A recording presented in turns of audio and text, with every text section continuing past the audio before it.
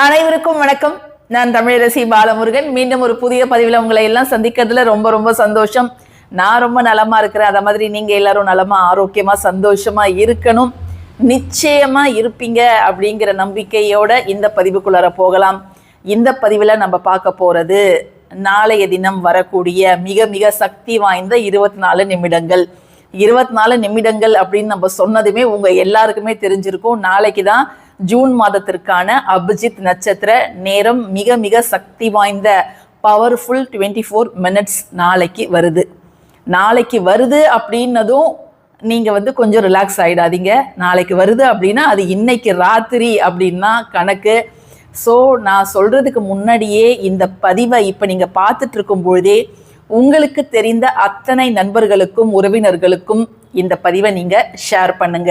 ஏன்னா ஒரு பட்டனை தட்டி விட்டா இந்த ஒரு பதிவு பல பேருக்கு சென்றடையும். அவர்களும் இதனால் நன்மை அடையக்கூடும். ஏன்னா நிறைய பேர் அபிஜித் நட்சத்திர நேரம் லேட்டாக தான் வரும் அப்படின்னு நினைப்பாங்க. யாருமே இந்த மாதத்தோட முதல் வாரத்தில் வரும், அதுவும் இப்படி எதிர்பாராத ஒரு இரவுல வரும் அப்படின்ட்டு யாரும் நினச்சி பார்த்துருக்க மாட்டாங்க. ஸோ இப்போவே இந்த டைமை நோட் பண்ணி வச்சுக்கோங்க.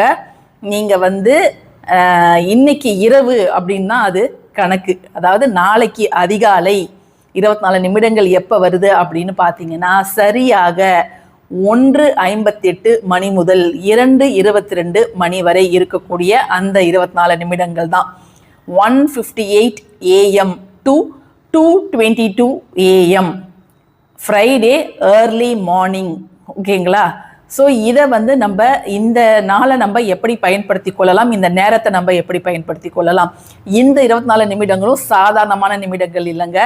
3 சக்திகள், 3 தெய்வீக ஆற்றல்கள் ஒன்று சேரக்கூடிய ஒரு நேரம் தான் இந்த நேரம். என்ன அப்படி 3 பெரிய சக்திகள் இணையக்கூடியது அப்படின்னு பார்த்தீங்கன்னா, நாளைய தினம் வெள்ளிக்கிழமை, சுக்கிரனுக்கு உரிய நாள், சுக்கிரவாரம் அப்படின்னு அழைப்பாங்க.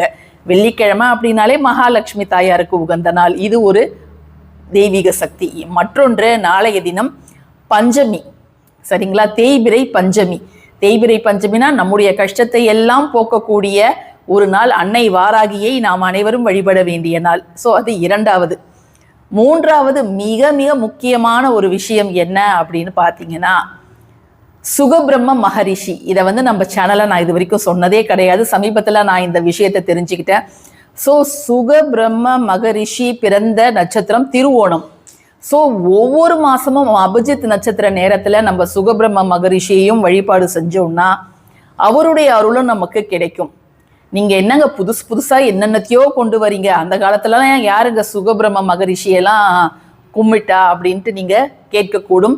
வெளியில அது பரவலாக தெரியல. இப்ப அபிஜித் நட்சத்திர நேரம் கூட அந்த காலத்துல இருந்தே இருந்துட்டு வந்தது தான். பட் இப்பதான் எல்லாமே கொஞ்சம் கொஞ்சமா வெளியில வருது. பட் அதோட மகத்துவத்தை நம்ம தெரிஞ்சதுக்கு அப்புறம் யாராவது நம்ம 24 நிமிஷத்தை விடுவோமா? விஷயம் தெரிஞ்ச யாருமே அந்த நேரத்தை விட மாட்டோம். அது நள்ளிரவுல வந்தாலும் சரி அல்லது அதிகாலையில வந்தாலும் சரி, நம்முடைய வாழ்க்கையில் நமக்கு தேவையான நியாயமான ஒரு விஷயத்தை நீங்க கேட்கும் பொழுது நிச்சயமாக அது கிடைத்தே தீரும். அதற்கு முன்பு நாம் அதற்கு தகுதியானவர் தானா அப்படிங்கிறத நீங்க உங்களுக்கு நீங்களே 2-3 தடவை கேட்டுக்கோங்க.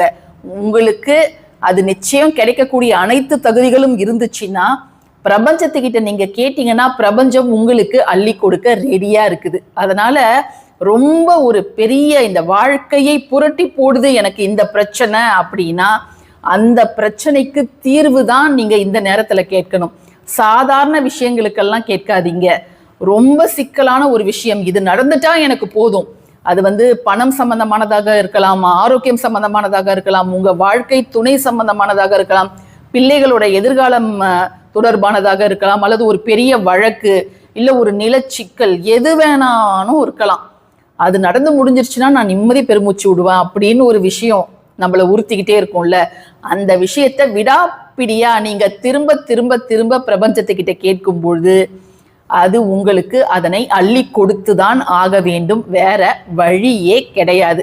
நம்ம எல்லாருக்குமே தெரியும், மாதம் மாதம் வரக்கூடிய இந்த 24 நிமிடங்கள், உத்திராடத்துக்கும் திருவோணத்துக்கும் இடையே இருக்கக்கூடிய அந்த 24 நிமிடங்களை நம்ம மிகச்சரியாக பயன்படுத்திக்கணும். இப்ப இது 1:58 வருது காலையில. ஸோ இப்போ நம்ம எப்படி வழிபாடு செய்யறது அப்படின்ட்டு நீங்கள் யோசிக்கலாம். இன்னைக்கே, அதாவது வியாழக்கிழமை ஈவினிங்கே நீங்கள் உங்களுடைய பூஜை அறையெல்லாம் கொஞ்சம் க்ளீன் பண்ணி வச்சுடுங்க. அதாவது எப்பொழுதுமே நம்ம வியாழக்கிழமை பகல் நேரத்திலே எல்லாத்தையும் க்ளீன் பண்ணி பூஜை சாமான்லாம் ரெடியாக தான் வச்சுருப்போம். ஸோ நீங்கள் வேலைக்கு போகிற, நான் வந்துட்டேன், நான் இனிமேல் தான் போய் செய்யணும் அப்படின்னா கூட நீங்கள் வியாழக்கிழமை அன்னைக்கு இன்னைக்கு எல்லாத்தையும் க்ளீன் பண்ணி வச்சுடுங்க. நாளைக்கு காலையில் இந்த நேரத்துக்கு எழுந்திருச்சு முகம் கை கால் அலம்பிட்டு ப்ரஷ் பண்ணிட்டு இப்போ நம்ம சொல்லக்கூடிய ஒரே ஒரு விஷயத்தை மட்டும் செய்யுங்க. அல்ல அல்ல குறையாத செல்வம், 16 செல்வங்களும் அஷ்ட ஐஸ்வர்யங்களும் உங்களை தேடி வரும். இது மட்டும்தான் வேண்டிக்கணும்னு கிடையாது, நீங்க என்ன வேணாலும் வேண்டலாம். ஏன்னா இப்ப நிறைய காம்படிட்டிவ் எக்ஸாம்ஸ் வரப்போகுது பசங்களுக்கு. ஸோ அதுல அவங்க நல்லபடியா தேர்ச்சி பெறணும் அப்படின்னும் சிலர் வேண்டுதல் வைக்கலாம். அது நம்மளுடைய விருப்பம் தான், சரிங்களா? இது பணம்னா நீங்க அதையே சொல்றீங்களேன்னு யோசிக்காதீங்க. நான் பணத்தை சொல்றேன், நீங்க என்ன வேண்டுதல் வேணாலும் அந்த நேரத்துல வைக்கலாம். ஏன் நான் பணத்தை சொல்றேன்னா, வெள்ளிக்கிழமை சுக்கிரன், மகாலட்சுமி, வாராகி அன்னை பிளஸ் சுகபிரம்ம மகரிஷி எல்லாரையும் சேர்ந்து நம்ம வேண்டும் பொழுது அளவில்லாத பலன்கள் நமக்கு நிச்சயமாக கிடைக்கும். இந்த குறிப்பிட்ட நேரத்துல நீங்க சுத்தபத்தமாக இருந்தீங்கன்னா நீங்க தாராளமாக பூஜை அறைக்கு போகலாம். அப்படி இல்லைன்னா நீங்க வெளியில இருந்தே உங்களுடைய வேண்டுதலை நீங்க இந்த பிரபஞ்சத்துக்கிட்ட வைக்கலாம்.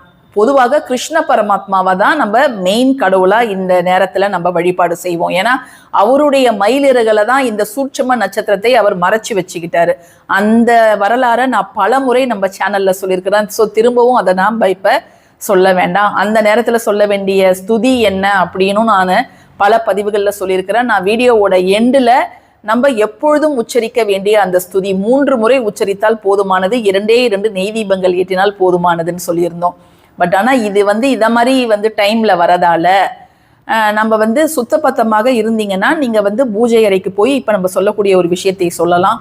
அப்படி இல்லைன்னா நீங்க பூஜை அறைக்கு வெளியில அமர்ந்து உங்களுடைய வேண்டுதலை நீங்க கடவுள்கிட்ட வைக்கலாம். எந்த இஷ்ட தெய்வத்துக்கிட்ட வேணாலும் வைக்கலாம். இப்போ வெள்ளிக்கிழமை அப்படின்னாலே பெண் தெய்வங்களோட சக்தி தான் அதிகமாக இருக்கும். இப்போ திங்கட்கிழமை அப்படின்னா நம்ம சோமவாரம், அது சிவபெருமானுக்கு. வெள்ளிக்கிழமை அப்படின்னா எல்லா பெண் தெய்வங்களையும் அன்றைய தினம் நம்ம வழிபாடு செய்யலாம், முக்கியமாக மகாலட்சுமி தாயாரை. அதனால நீங்க இன்னைக்கே உங்க ரெடி பண்ணி உங்க ஃப்ரிட்ஜில் வைக்க வேண்டியது என்ன அப்படின்னு பார்த்தீங்கன்னா, 24 எண்ணிக்கையிலான உதிரி புஷ்பங்கள், மல்லியோ அல்லது முல்லையோ ரொம்ப நல்லது, அதை நீங்க எடுத்துக்கலாம்.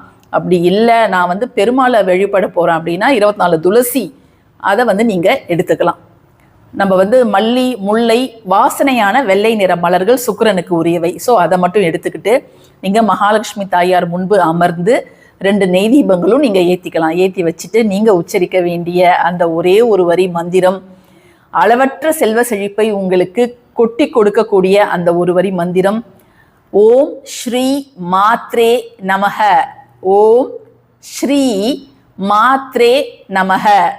ஓம் அப்படின்னா அது பிரணவ மந்திரம், இந்த பிரபஞ்ச அண்ட சராசரத்தோட ஒரு அதிர்வு அது ஓம் அப்படிங்கிறது.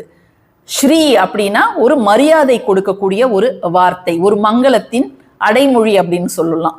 ஓம் ஸ்ரீ மாத்ரே அப்படின்னா இந்த உலகத்தை எல்லாம், இந்த புவனங்களை எல்லாம் கட்டி ஆள்கின்ற அன்னைக்கு என்னுடைய வணக்கங்களை நான் தெரிவித்துக் கொள்கிறேன். நமக அப்படின்னா உன்னை நான் தலை வணங்குகிறேன் அப்படின்னு அர்த்தம்.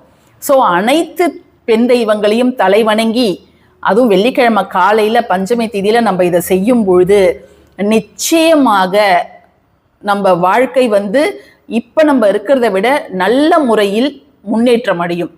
விதி செய்யாததை திதி செய்யும் அப்படின்னு சொல்லுவாங்க. ஸோ ஒவ்வொரு திதிக்கும் உரிய கடவுளை நாம் வழிபாடு செய்யும் பொழுது, எப்படிதான் உங்க ஜாதகம் ரொம்ப மோசமா இருக்குது, உங்க வீடோட வாஸ்து சரியில்லை, நீங்க அடி மேல அடி வாங்குவீங்க, அடுத்த ஒரு 5 வருஷத்துக்கு இப்படிதான் நடக்கும் அப்படின்னு இருந்தா கூட தெய்வத்தை நம்ம விடாமல் கெட்டியமா பிடிச்சிக்கும் பொழுது நிச்சயமாக இதெல்லாம் தூசி மாதிரி தட்டி விட்டுட்டு நம்ம மேல மேல போயிட்டே இருக்கலாம். ஸோ நம்மளுடைய சேனலை நீங்க ரெகுலரா ஃபாலோ பண்ணுங்க.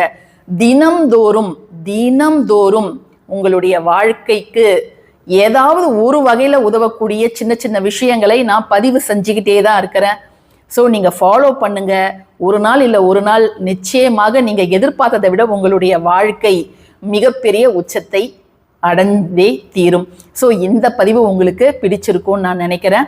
பிடிச்சிருந்ததுன்னா கட்டாயமாக லைக் பண்ணுங்க, ஷேர் பண்ணுங்க, நம்ம சேனலுக்கு சப்ஸ்கிரைப் பண்ணுங்க. தேங்க்யூ ஃபார் வாட்சிங் திஸ் வீடியோ. நன்றி.